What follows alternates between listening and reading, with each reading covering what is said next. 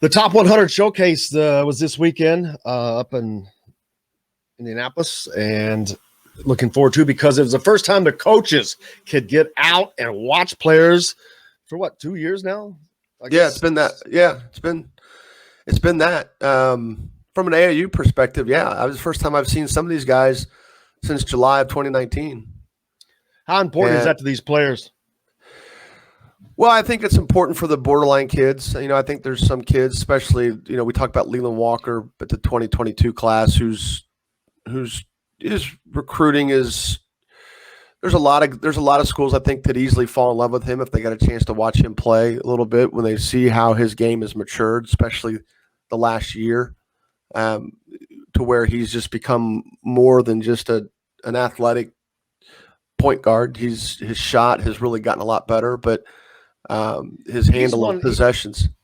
I've talked about him a lot because right. God, that dude can shoot the ball, man.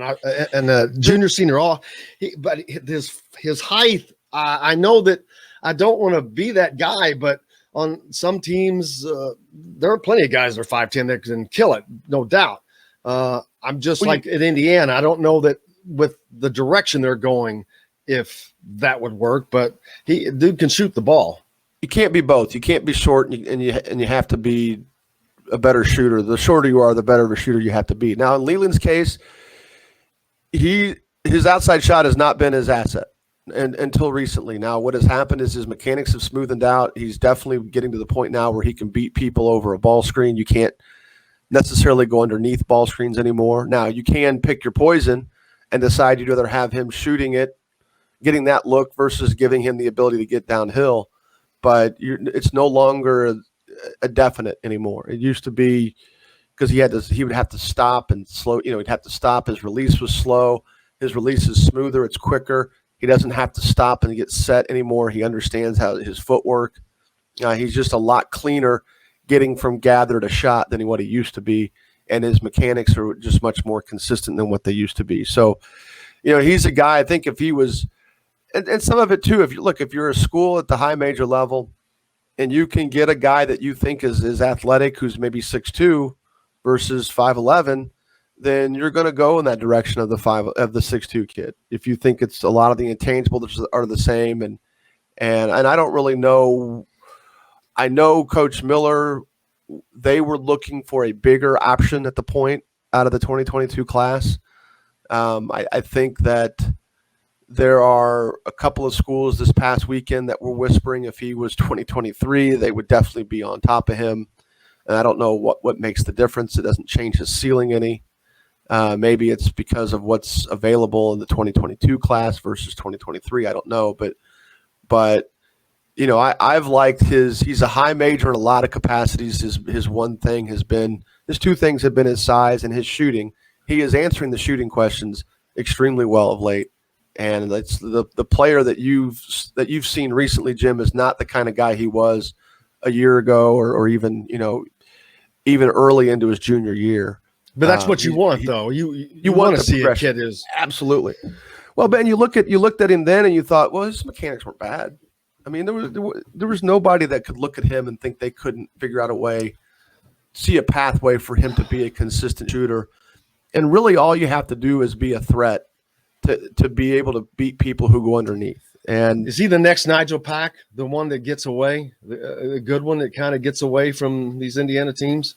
Well, let's see what happens. I think he's a better prospect than Nigel.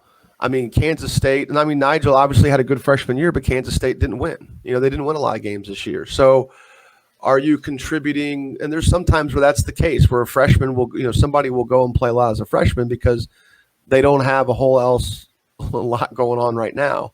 Are you a guy that's contributing to winning, or are you a guy that's getting stats because you're getting a lot of playing time? And that's not a knock on Nigel. I didn't watch Kansas State play at all this year, so I don't mean it to sound like that. Well, they're coached by Bruce Weber, so that should tell you plenty.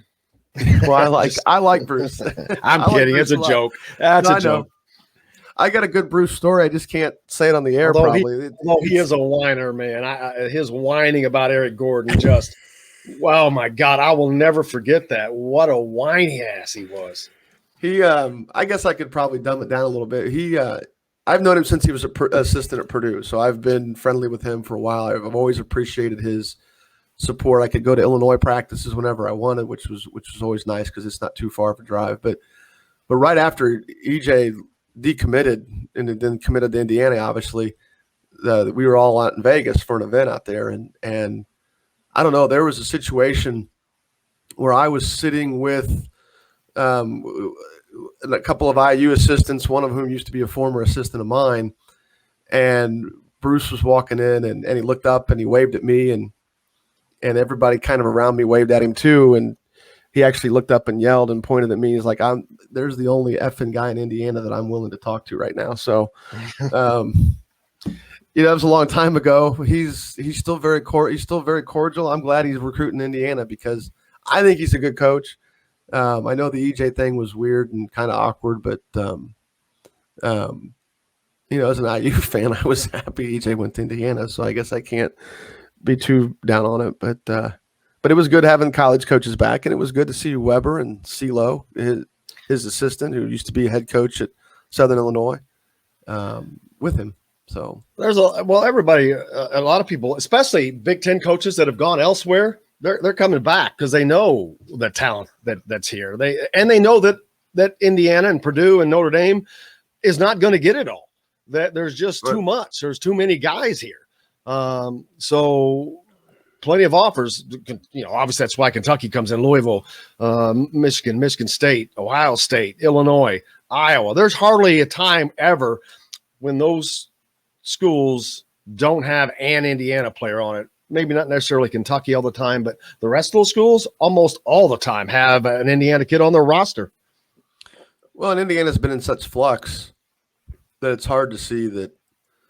Be interesting to see if Woodson gets it really going and how that translates, especially the top tier kids.